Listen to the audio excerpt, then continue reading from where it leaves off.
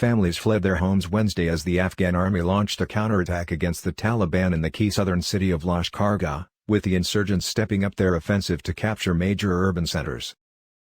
Dozens of civilians have died in the battle for Lashkar Gah, a city of 200,000 people, that would be the Taliban's biggest urban prize since they launched a nationwide offensive in May.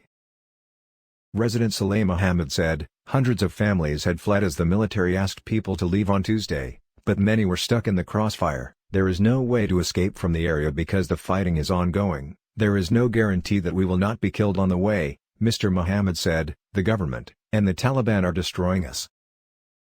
The insurgents have taken control of vast swathes of the countryside and key border towns, taking advantage of the security vacuum left by the withdrawal of U.S. forces. The Taliban are now targeting cities, with fierce fighting for a week around Herat near the western border with Iran, as well as Lashkar Gah and Kandahar in the south.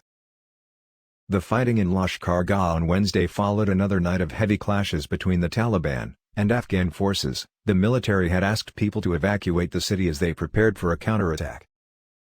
Those families, which had financial support or a car, have left their homes. The families who cannot afford to are obliged to stay in their own homes, as we are, Resident Halim Karimi told the AFP news agency. We don't know where to go or how to leave, we are born to die. The loss of Lashkar Gah, the capital of southern Helmand province, would be a massive strategic and psychological blow for the government, with the Taliban taking control of some radio and TV stations in the city, and moving into people's homes. The United Nations reported, Tuesday, that at least 40 civilians had been killed in Lashkar Gah in the previous 24 hours. In Kabul, a blast injured 3 people on Wednesday morning, according to police. It came just hours after deadly bomb and gun attacks late Tuesday targeted Defense Minister Bismillah Mohammadi and some lawmakers. The first bomb exploded in the center of the city, sending a thick plume of smoke into the sky, AFP correspondents reported. The minister was safe, and Afghan forces repelled the attacks, but at least 8 people were killed, according to Interior Ministry spokesman Mirwais Stanekzai. Mr. Mohammadi later said, it was a suicide car bomb attack targeting his house. Less than 2 hours after that car bomb detonated, there was another loud blast followed by smaller explosions and rapid gunfire, also near the high-security green zone that houses several embassies, including the U.S. mission.